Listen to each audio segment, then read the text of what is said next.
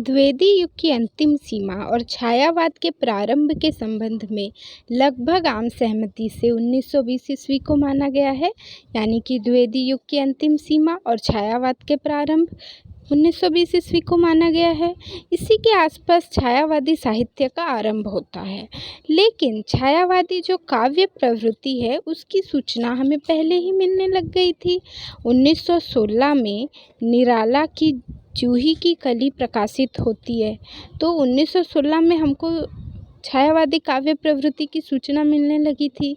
जैसे कि हमने देखा 1916 में निराला की जूही की कली प्रकाशित होती है।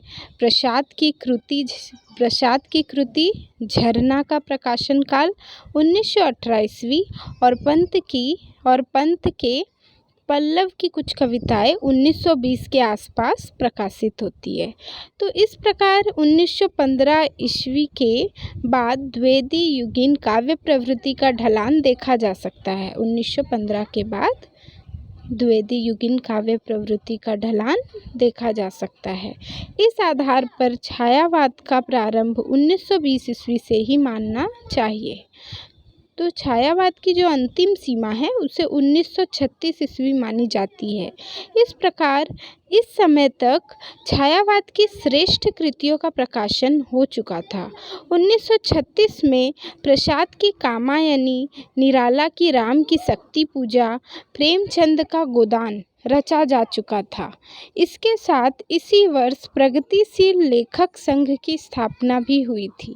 अतः 1936 ईस्वी को छायावाद की आखिरी सीमा मानना चाहिए। 1936 ईस्वी को छायावाद की आखिरी सीमा मानना चाहिए। तो छायावाद के नाम पर भी भक्ति काल की तरह लगभग आम सहमति है। छायावाद के नाम पर भी भक्ति काल की तरह लगभग आम सहमति है। जैसे भक्ति काल में सहमति था वैसा ही छायावाद के नाम पर भी भक्ति काल की तरह लगभग आम सहमति है।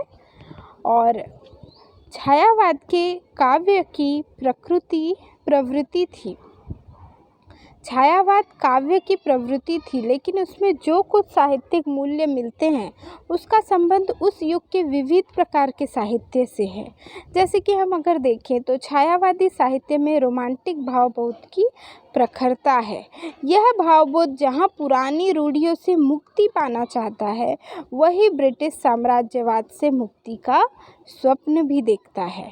तो यह एक महत् संयोग है कि राजनीति में गांधी जी का प्रवेश और छायावाद का आगमन लगभग साथ साथ ही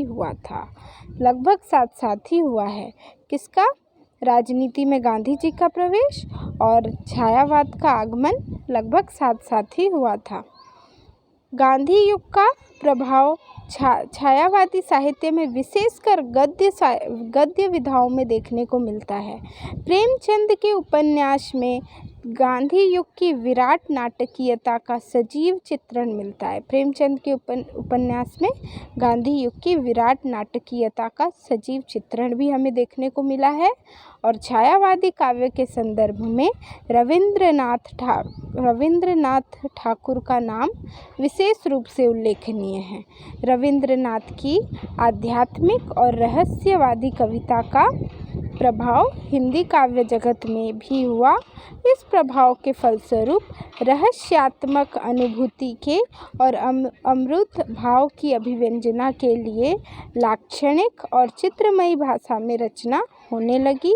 अनुभूति, दर्शन और कल्पना के योग से नए प्रकार का काव्य रचा जाने लगा। अनुभूति, दर्शन और कल्पना के योग से नए प्रकार का काव्य रचा जाने लगा। आचार्य शुक्ल के शब्दों में छायावाद जहाँ तक आध्यात्मिक प्रेम लेकर चला है, वहाँ तक तो रहस्यवाद के ही अंतर्गत रहा है। तो आचार्य शुक्ल के शब्दों में छायावाद जहाँ तक आध्यात्मिक प्रेम लेकर चला है, वहाँ तक तो रहस्यवाद के ही अंतर्गत रहा है। रहस्यवाद के अंतर्गत रहा है जब तक छायावाद आध्यात्मिक प्रेम लेकर चला है। उसके आगे प्रतीकवाद या चित्रभाषावाद नाम की काव्य शैली के रूप में ग्रहित होकर भी वह अधिकतम प्रेम गान ही करता रहा है। तो रहस्यवाद उसे कहा गया। आध्यात्मिक प्रेम जब तक छायावाद लेकर चला तो उसे रहस्यवाद के अंतर्गत रहा है, ऐसा आचार्य शुक्ल ने कहा। और उसके आगे प्रतीकवाद या चित्र भाषावाद नाम की काव्य शैली के रूप में गृहीत होकर भी वह अधिकतम प्रेम गान ही करता रहा है।